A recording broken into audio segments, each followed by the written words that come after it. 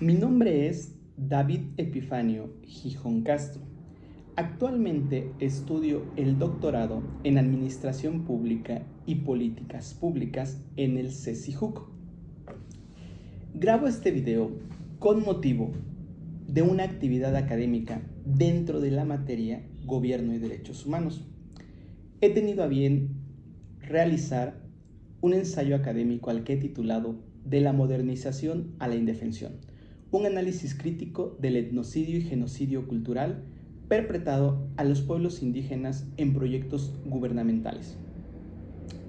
Este tema me resulta de más interesante porque al momento de desarrollar políticas públicas, al momento de elaborar los programas anuales de obra pública o incluso proyectos especiales a través de asociaciones público-privadas, los gobernantes se enfocan en atender las demandas sociales recolectadas durante sus campañas electorales, abordadas por las masas, abordadas por las colectividades, dejando de lado o no importándoles la realización de un análisis verdaderamente profundo en el que se evalúen los pros y los contras de llevar a cabo estos proyectos de gran magnitud desde la perspectiva de las afectaciones que se causan a las minorías, es decir, cuál es el costo que representa a las minorías la satisfacción de estas obras de modernización en beneficio de las mayorías. Si lo vemos desde un punto de vista totalmente de bienestar colectivo, sería válido que importaran más las mayorías que las minorías.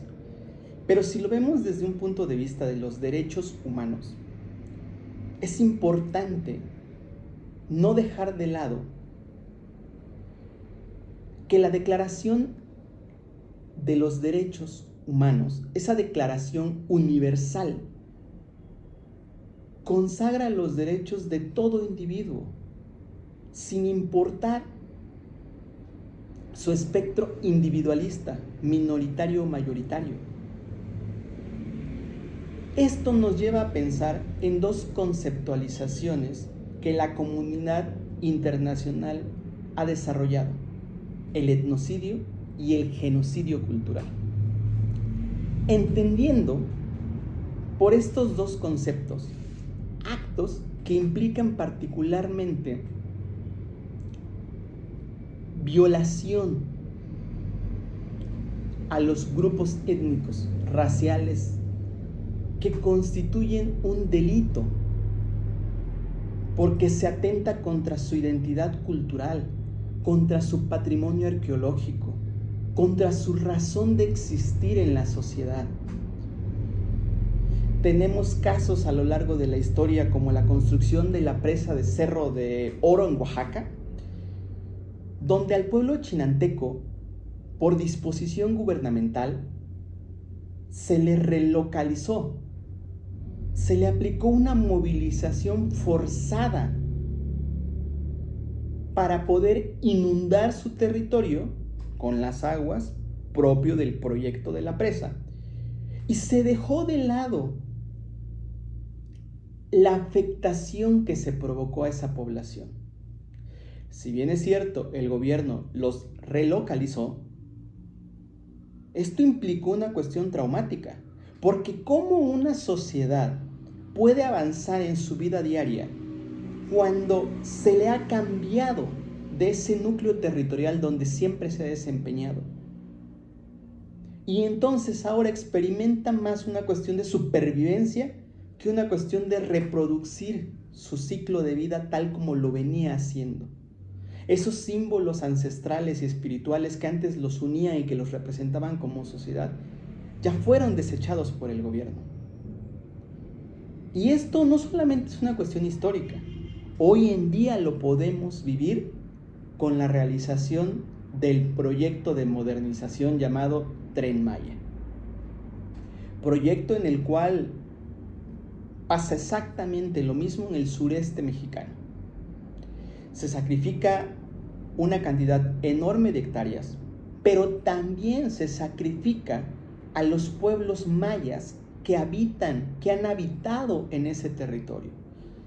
Y si bien puede ser que el gobierno les indemnice, los relocalice, eso no va a implicar la pérdida de esta identidad cultural. Inclusive el daño psicológico que se le va a provocar a las personas que durante todo el tiempo han vivido ahí. ¿Qué van a hacer ahora estando en otro territorio, en otro lugar, perdiendo su arraigo cultural? Lo malo de todo esto es que aunque existen instrumentos internacionales que consagran estos derechos, los mismos no tienen el carácter de vinculantes dentro de los estados firmantes.